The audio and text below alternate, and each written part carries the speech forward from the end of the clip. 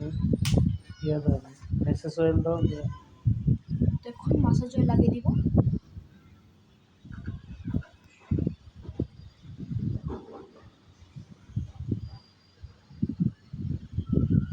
এখন কাপটা এখানে ফিট করব।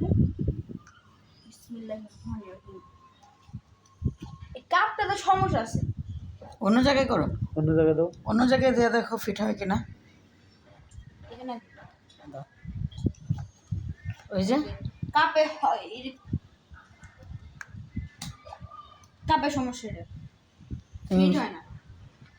আরেকটা নি।